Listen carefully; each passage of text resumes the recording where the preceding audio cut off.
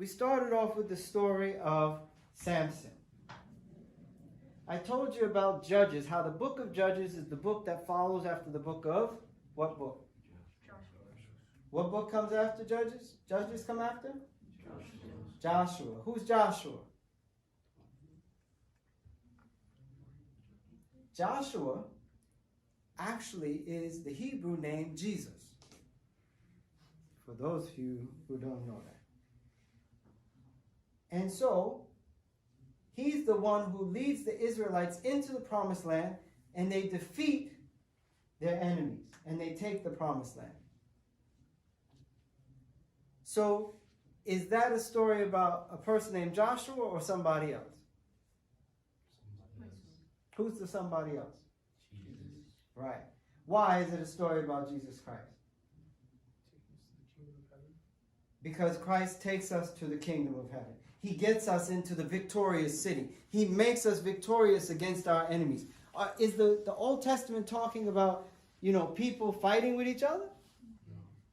It's talking about us fighting against the evil that's in the world, right? Those people in that time represented the demons, the Satans that fell from heaven, that I've taught you guys about in Genesis, when we said that Satan was in the fourth heaven and he fell down to earth. They fell onto the earth and they dwelt among men. But what did they do? Men were possessed with the spirit of the devil. What does it mean to be possessed with the spirit of the devil? Does it mean like your head is spinning around like in The Exorcist? Don't you see how they've played with our heads with movies? Like, that's not what it means to be possessed by the devil. What it means to be possessed by the devil is to pick up an AK-47 and walk into your school and shoot somebody. It's as simple, as straightforward as that. It's not your head going around in circles and your back and your arms are flipped. That's ridiculous. You should laugh at that. How absurd. How absurd is it that they want us to be so distracted? Once again, this is the prostitute selling you silly, silly ideas. Do you understand the story of the prostitute now? It's not a woman. It could be a woman or a man. The prostitute in the book of Proverbs represents someone trying to sell you herself.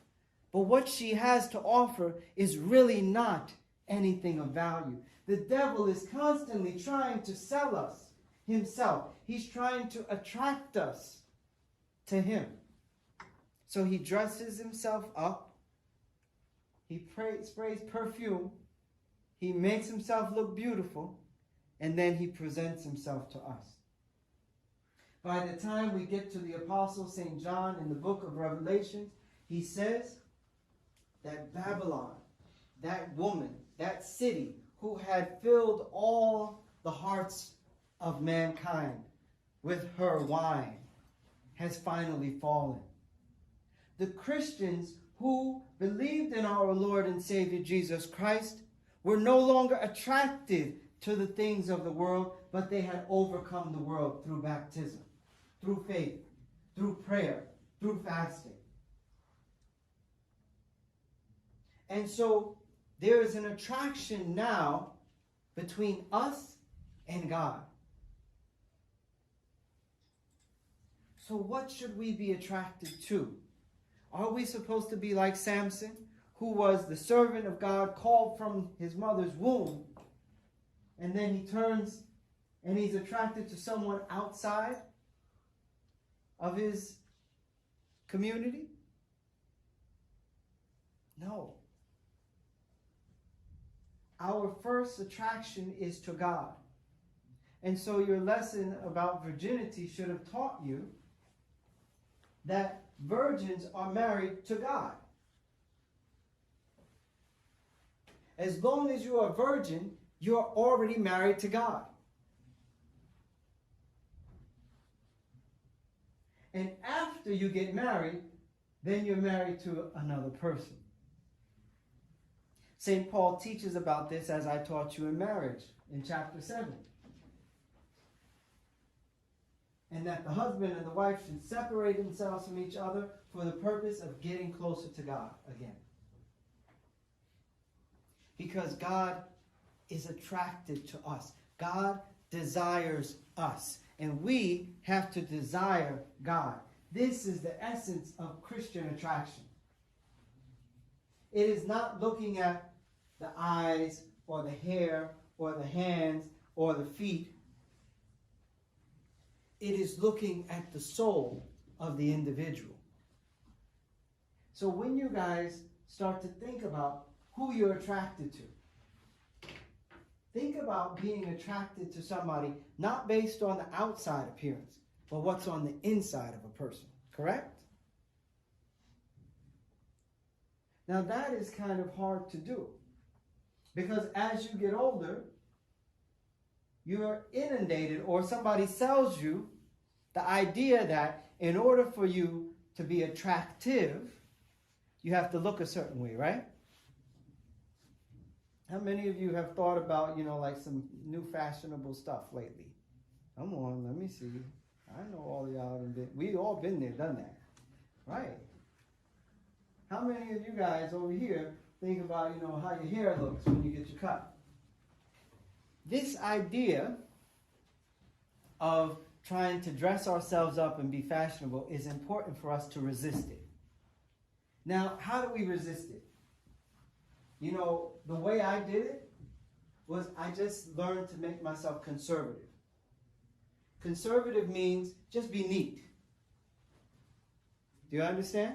So, like the way I started to think about how I would live my life is, if I have a shirt, my shirt would be perfectly pressed.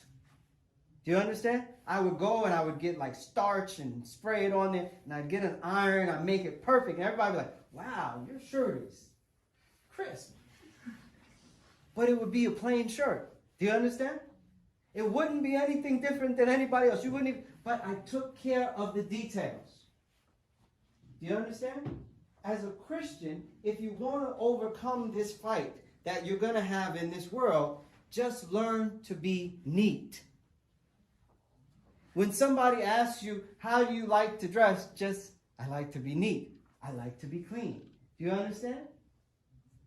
Being neat and clean is the essence of being a good Christian. It's not being fashionable. Now, there are going to be times when you fall victim to it. Because this lady who's selling herself on the street to you, I know it's such a harsh way of looking at it, but essentially, that's what the marketers are doing. Advertisements are selling things to you as children. You do realize that, right? Even girls, for you girls especially, like the way you look at the TV. And now, like 20 years ago, there were only white women on the TV, right? But now what do they have? They have people that look just like you. And their hair is all curly and frizzy, and it's like, what do you call it? What do you call those things that y'all put in your hair? No, the little the streaks. The little, the highlights. And the black girl has blonde hair sitting in the middle of her head. Seriously, And so they're advertising to you to look a certain way, right? Guys, you know what a six-pack is, right? A six-pack is supposed to be what? Your stomach, right? They advertise to you that you need to have a six-pack. Well, you don't need to have a big old gut, I tell you that. But what do you need to do? You need to be what? Neat. You need to be conservative. Do you understand? That is the walk of a Christian. The Christians were always known by their conservatism. St. Paul teaches about this, and so does St. Peter. Look at 1 Peter chapter 3.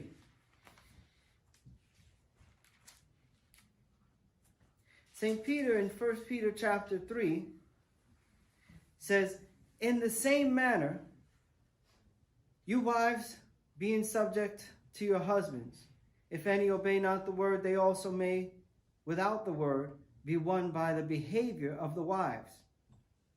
while they behold your chaste conduct coupled with fear, whose adorning, let it not be the outward adorning of braided hair, and the wearing of gold, and of putting on apparel or clothing, but let it be the hidden woman of the heart, in that which is not corruptible, even the ornament of a meek and quiet spirit, which in the sight of God is of great value. Has that been marketed to you? Has anybody sold you that idea? That there's a certain spirit that's valuable to God in women? Did you hear what it said in Proverbs in chapter 7? It said about that prostitute woman that she's loud. And where is she? She's not in her house. She's out in the street. I know you guys know loud girls who are out in the street. You've seen these things on TV already. You might even know a few in your school, right? But nobody is selling you the idea of having a meek and quiet spirit, are they? They're telling you to wear shapely clothes that fill out your figure so that the boys can look at you. But what does St. Peter say? Have a meek and quiet spirit, because that is what's pleasing to God. Think about what St. Mary had, which attracted God to her. We're talking about attraction. We're talking about the spirit of attraction. Think about what it is that attracted God to St. Peter or to St. Matthew or to St. John. Were they fashionable people? No. But they were conservative, hard-working people, fishermen. They probably didn't smell too good half the time. But then again, maybe they made an extra effort to keep themselves clean and prepared and ready. Think about the parable of the virgins. 5 were wise and 5 were foolish. 5 had oil in their lamps and 5 didn't. What it means to be conservative is to be prepared, to be detailed, and to be ready at all times for God. You know, one of the things I used to think about when I went to college, I was like, you know what?